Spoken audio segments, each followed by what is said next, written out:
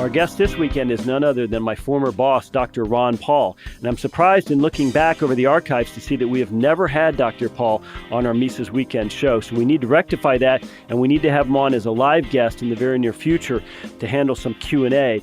But for now, enjoy a great speech Dr. Paul gave this past weekend at our Mises Circle event in Houston, including a great reference to how Bernie Sanders doesn't seem to understand that the Plymouth Colony experiment in America was actually a failure. Stay tuned and have a great weekend. One thing I think about when we think, what is ahead for us, and how can you predict what happens in the various civilizations over the many centuries? And even in our lifetime, certainly in the 20th century, the most onerous of civilizations and empires was the Soviet Empire, and it came to an end.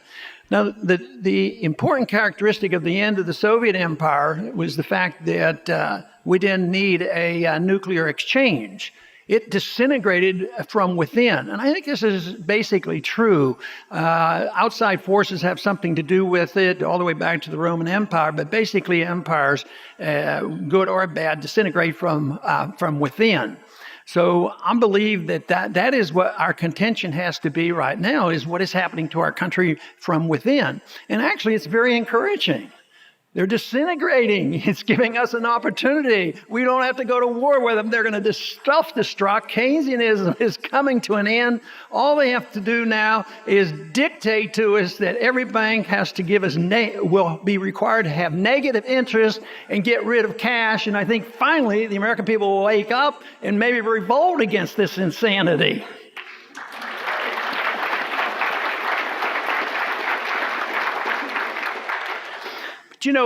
Throughout history, and history is rather short, human history, recorded history is probably 5,000 years, and it's vaguely recorded back then. I was trying to find out the exact date the Ten Commandments were written, and you really can't find. You can't even get the date exactly when Moses brought down the tablets with the Ten Commandments. But even then, when you go back, you'll find out that a lot of those principles were even known with the Assyrians 200 or 300 years before Moses issued the Ten Commandments.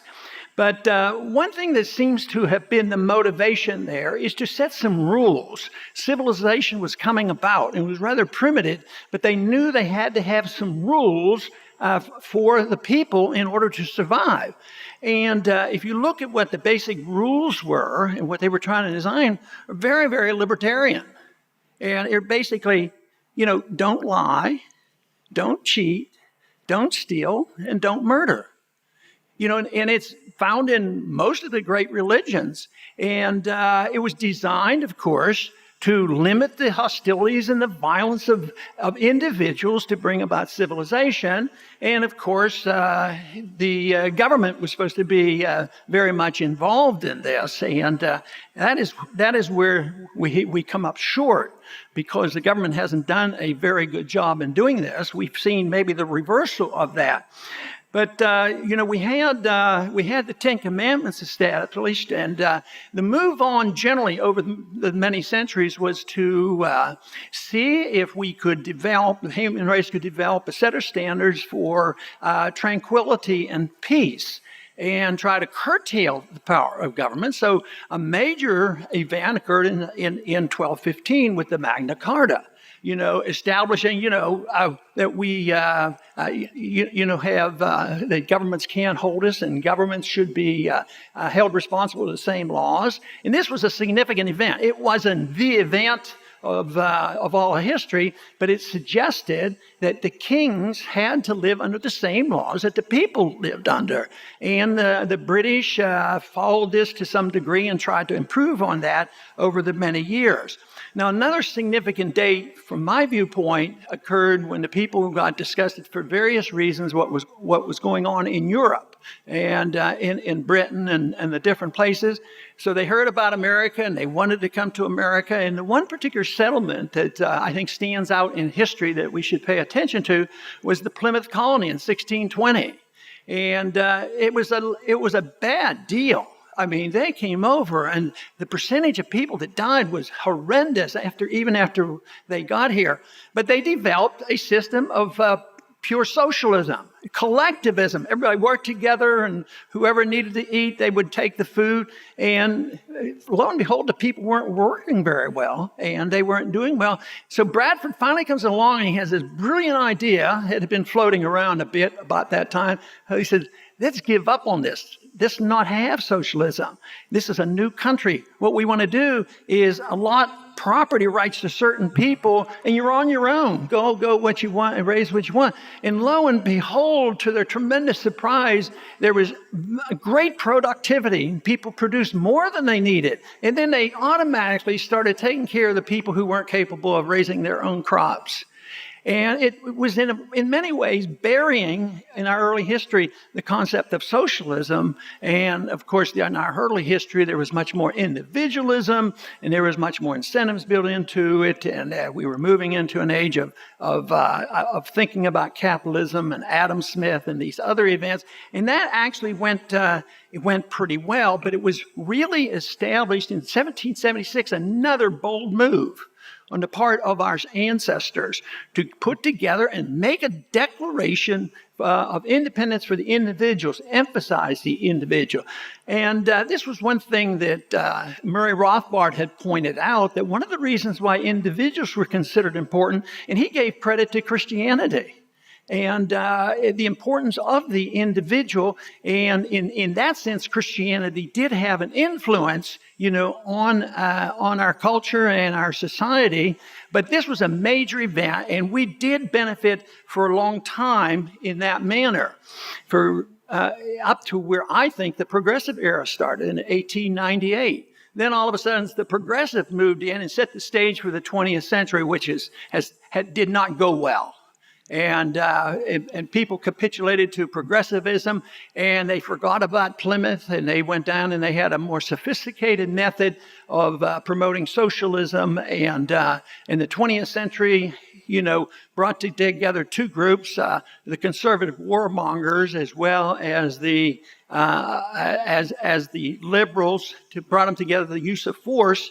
And we ended up with socialism, welfarism, special interests, and a concept where, especially under Woodrow Wilson, that we had a responsibility to make the world safe for democracy. Well, guess what? The world didn't become safe, and it didn't become, in their terms, democratic. It was a disaster. So if we could do one thing, maybe we could repeal Woodrow Wilson, including the income tax and the Federal Reserve System.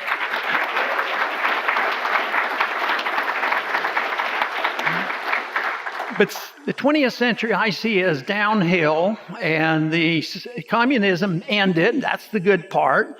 But now, instead of taking advantage and getting a peace dividend in the 1990, as the Soviet system collapsed, the world was enthralled with interventionism, Keynesianism, inflationism, and all the nonsense that had been going on. But we're now at the point where it is recognized that it's doomed. It can't work. It's not going to work, and something has to replace it. That's what the Mises Institute is all about, and the many other groups that we have now, is to provide the answers to what is the replacement going to be. We don't have to think about how many tanks are we going to have to invade Washington, D.C. They have more tanks. They have bombs and drones and everything else. But believe me, ideas are much more powerful than those tanks that they don't even know how to run and won't even have the fuel to run eventually.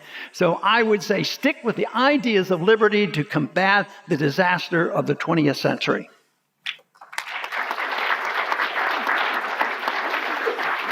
I think the opening salvo of this event came in the year 2000 in the financial markets. It was the NASDAQ bubble, which was predicted by the Austrian economist. It was way out of proportion, and the crash came. And most people thought, well, it came, but haven't we been doing quite well since? I don't believe so. I think it's been a disaster ever since. And the jobs leave the country. The inflation is still there. Liberties are being reduced. So I believe that event led into, the perpetuation and the desire to have even more and more bubbles. And of course, they think the bubble is the correction to the bubble phenomenon when the bubble bursts, which we all know can't work and won't work. If you have a problem of debt and too much spending and too much government, you can't correct that by just expanding government regulations and government printing in more debt. So we're facing that today, and the American people, are really in a quandary. There's a lot of anger out there. This election is different than the other elections. It's a lot worse because I think there's more confusion than ever. But everybody is angry. The people who aren't getting enough are angry, and the people who are sick and tired of paying for it are angry. And sometimes they're very confused as to who is the real cause. And I think it's demonstrated. All you have to do is listen to those debates. But when I talk about the debates and the candidates, I do have one exception. I'm not accusing them all of misunderstanding economic policy.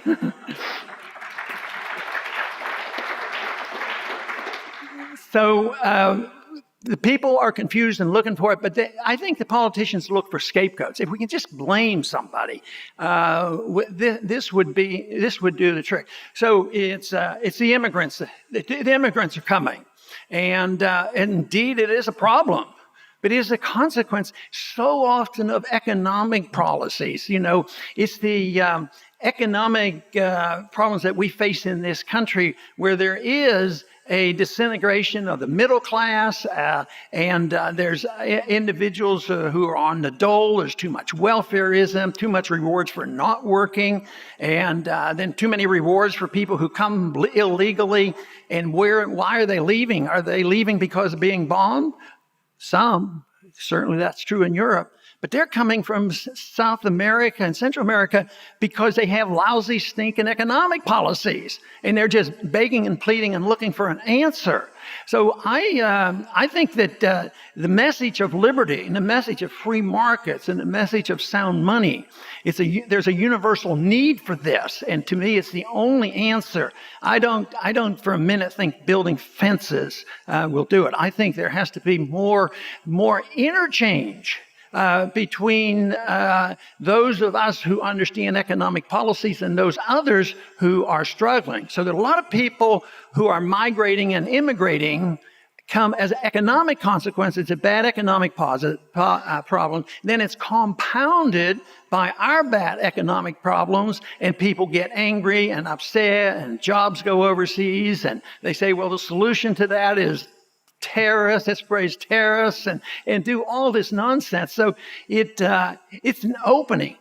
But the Austrian School of Economics, groups like the Mises Institute, can provide the answer, and it's crucial because it's who puts it back together that counts.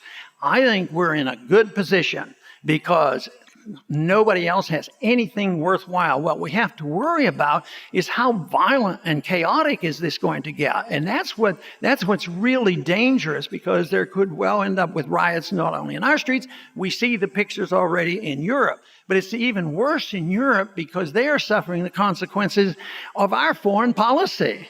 It is true. There's a lot of people leaving these countries.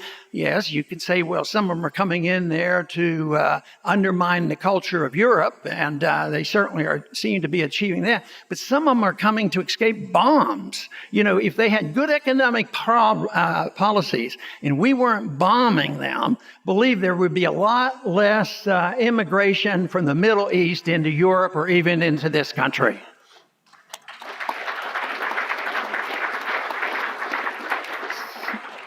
So the answer to this, of course, is to have sound economic policies, but we have to have a sound foreign policy as well. And foreign policy, for those of us who believe in the non-aggression principle, is that we don't have military forces spread around the world. Not only does it cause more trouble, it distracts from defense of a country, costs a lot of money, we create a lot of enemies, and what does it do? It adds on more costs. So it's a bad cycle that we're on. But Europe, I believe, is in a real mess. The whole world is in a financial situation that could come down on our heads just any time. And yet, we have the answers in the issue, with the issue of liberty, free markets, property rights, and a lot less government. That is what I think would come a long way to solving our problems. But in order for people to make use of this out of ignorance or deliberately, in order to advance the power of the state, there's a lot of demagoguery that has to go around, and a lot of fears. People act because they get scared. They get scared economically. Who's going to take care of me? And they get fearful that we're going to be attacked. And yet, it's very, very difficult to get a people to look at themselves. It's hard for individuals to look at oneself to improve one's person and one's character. But this is what is very, very difficult, because of course I've experienced that. Any suggestion that we may have had a flawed policy in foreign policy, and I did not support this endless warmongering going on. I was considered un-American and unconcerned about our troops, and literally get booed by Christian communities, because the only answer to this is to carpet bomb, drop more bombs. We need to show them how tough we are, not realizing that's the cause of the problem. You say, well, aren't there a lot of those bad guys? That's the argument we always hear. There's a lot of bad guys out there. Don't we have to get rid of them? I say, no, we don't. Did we have to do that with the Soviets? No, we ended up probably being much too close to them, rather than saying that we had to go in and do anything about it. And that's just a distraction, because you look at the alliance that we have with Saudi Arabia, and they're not exactly the champions of civil liberties. And yet at the same time, we're yelling and screaming because we hear something and we don't want to deal with Saddam Hussein and the other dictators, or China. Oh, they violate civil liberties. Well, what do you think they think of us? What do you think the people from the Middle East think of us when they see us torturing people and rounding up kids and bringing them here and keeping them for 20 years without charges being made? But we should be able to look at ourselves. But of course, what we have to do is get people to accept some basic principles. You know, the trend over those many centuries that I talk about, it was always there to give more freedom to the individual. And the government was sort of there, and their job was to enforce laws.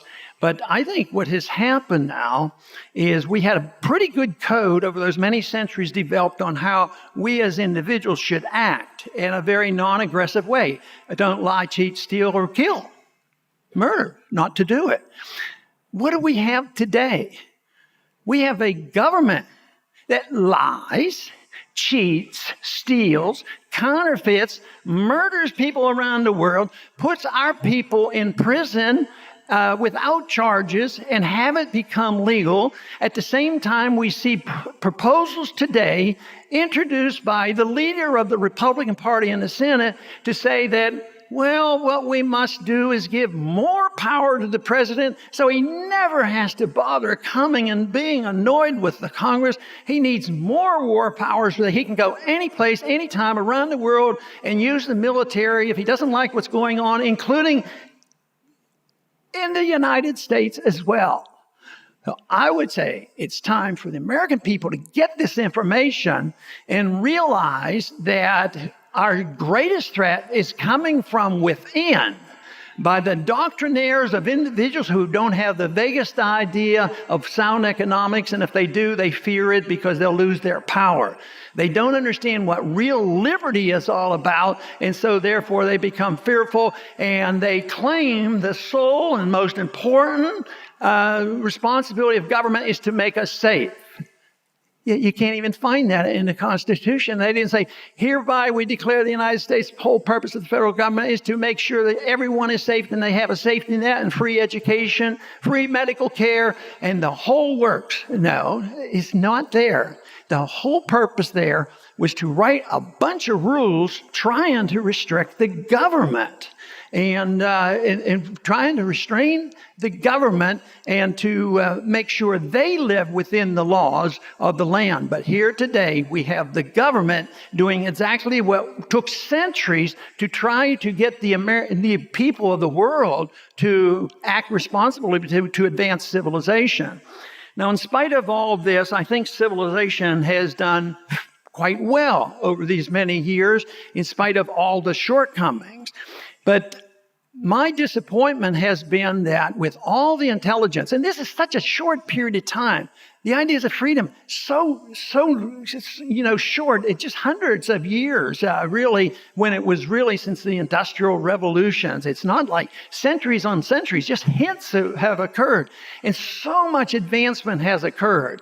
I mean, the universe, billions and billions of years old, and nobody knows exactly the age. It's not brand new. But the ideas of mankind advancing to the stage where they even have the concept of liberty and importance of the individuals, very, very short.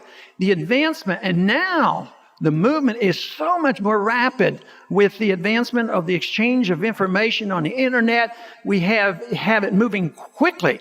I mean, the ideas of liberty over the many centuries, starting all the way back with the Ten Commandments and the Magna Carta, that was very slow and tedious. But there's no reason why ideas can't move faster. Now, in the industrial age, industrial revolution, tremendous progress. Just think of our standard of living in spite of the government. Our standard of living keeps going up. But why haven't we had some advancement in the social affairs, getting along with people and trying to take our intelligence and saying, why do we have to resort to war? I think most people want peace. I think most people still today, nobody would admit, at least, that, oh yeah, we got to get rid of that stupid law that says you shouldn't lie, cheat, or steal, or murder. No, they still believe in that, but they are too careless about it, and they allow the government to do it. So the only way I can see progress for humankind, as well as us here in the United States, is to take our intelligence and take this ability to spread information, show the importance of the individuals, and take what was given to us even early on with the libertarian principle of no aggression. Now, is that so much to ask from people? All we want you to do is say, I'm never going to initiate violence against another person or property, and I promise to do what I say. I will do exactly as I promise. And that is not too overwhelming, yet people are intimidated because of false ideas. They make them scared, and the people just roll over and say the solution is more government. And we have to really make the case for not only the American people, but for the world, why we can't take this advanced step and take the intelligence of the human race and the ability to communicate, worldwide. I don't want closed borders, but I want ideas and people to exchange views and go back and forth. And this is happening. I get so many calls and emails. I mean, this past week, I think Daniel and I got a receipt of somebody took one of my books and translated it into Chinese, and somebody else translated another book into German. And they said, well, is there going to be a charge? And no, the more the merrier. Print it, spread the message. I mean, this is what's going on today. And, there was a time when you wouldn't even know about it. Well, we don't know about it. This is activity. So I think there's certainly a room for a revolution, but not the revolution of Bernie Sanders. He's going back to Plymouth Colony, and we don't need that. We need to look forward to the days when liberty will thrive and that prosperity will exist and we will have peace in the world. Thank you very much.